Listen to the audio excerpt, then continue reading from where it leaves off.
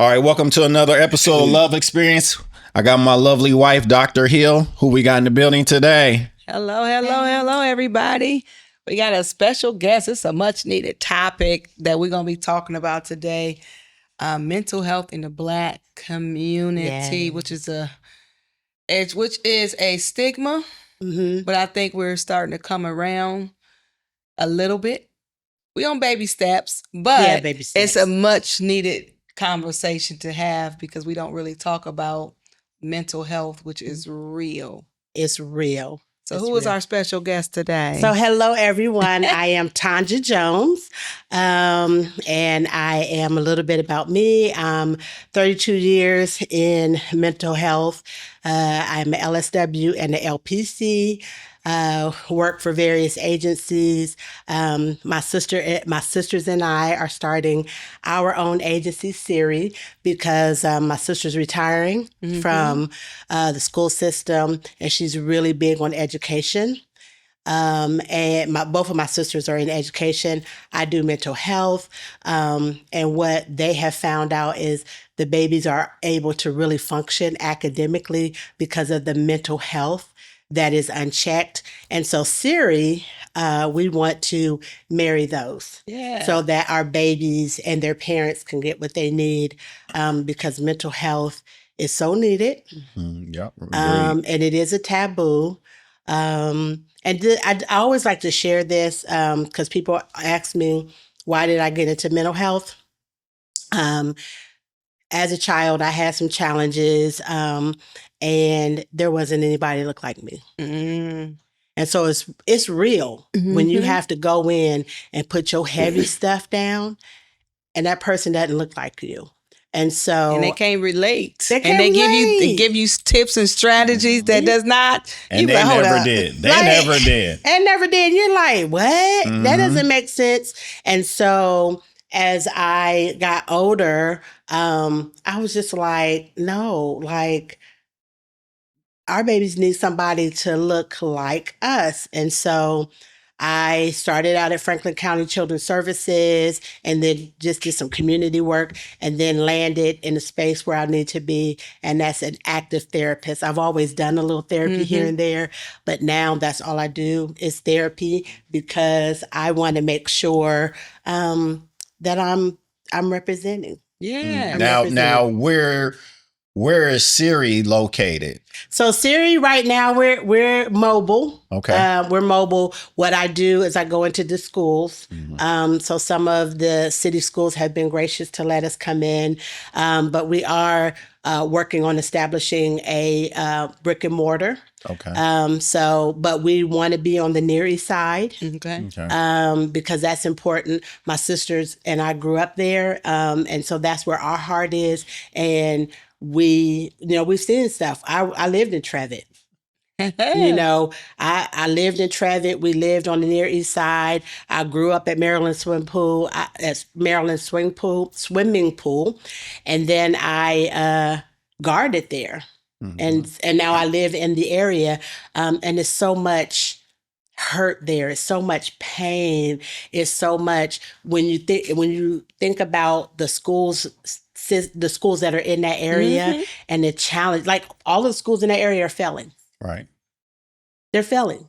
And the babies are trying to get to school, but they also are trying to take care of real life situations. They're trying to survive. And your goal is, like James and I always say, we want you to thrive and not survive. And a lot of times in the Black community, we see survival. And a lot of things, when we talk about the different barriers, no matter it's mental health, spiritually, financially, whatever, it is the survival that keeps us from thriving. Yes. Because we don't want to talk about the things that's causing us to have to survive. And then, like, James be coming home mad some days when we be talking to different people. But I'm like, I don't believe you can force nobody to do anything that they do not want to do. But what I can do is give you tips and opportunities to do something different. To think differently and to do something different, opportunities. And when you get those opportunities, then you have a choice to say, ooh, I like how this opportunity made me feel. Yes. Or, I don't like how I'm uncomfortable, so I'm going to stay in that comfort zone, what I know, but I do get a little piece of that opportunity that can get me to survive. And once you continue to get those opportunities, I believe our people will start heading up the trajectory of surviving. Right. I mean, thriving instead of surviving, yes. which is crazy. So in your line of work, dealing with the African American adults and children, like, what have you been seeing? Or so what I've seen a lot. Okay. And I've seen a lot where it just breaks your heart. And there are so many times that people come and they sit across from me and they don't talk. And I'll say, "Are you okay?" And they're like, "Yes." And I was like, and I'll just put my hand out. That's it. I don't ask to tell. I put my hand out and they'll put their hand in mine and I'll just hold it. And that might be the first session, because all they need is a safe space to say, "I just need to cry." Because in the hood, that ain't, you better not. You can't. And not even in the hood, as a person of color, you can't be out here crying. No. That equates to weak. Yeah. Especially men. Especially men. I can't be vulnerable like that. You cannot be. And so being in that space, in the spaces that I try to make sure is conducive to them just being able to share the hard stuff. Sometimes what I have to do is I tell people, good, bad, or ugly, I'm not here to judge. I'm not here to judge. And I keep it real. If I talk long enough, bones will come out of my mouth. Girl, Right. we all got them. We all got them. So to sit up here and act like you got these credentials and these letters behind you, that don't change me. No. That doesn't change my experiences. That doesn't change the fact that I have hard stuff. I tell people I'm a therapist. What a therapist. Because both of us, we went through UD for our masters to get in community counseling. Marriage and family therapy. And one of the things that they always preach to us during those coursework is you need a therapy to be a therapist. Right. So that's one of the things that they preach heavily.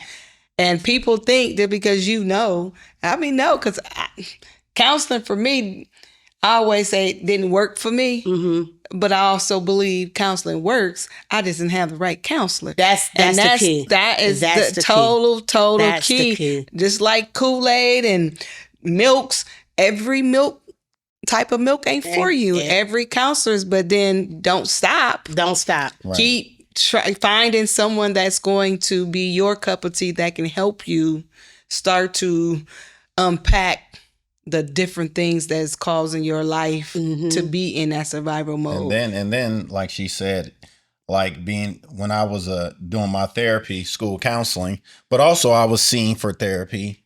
I seen when it worked, and I seen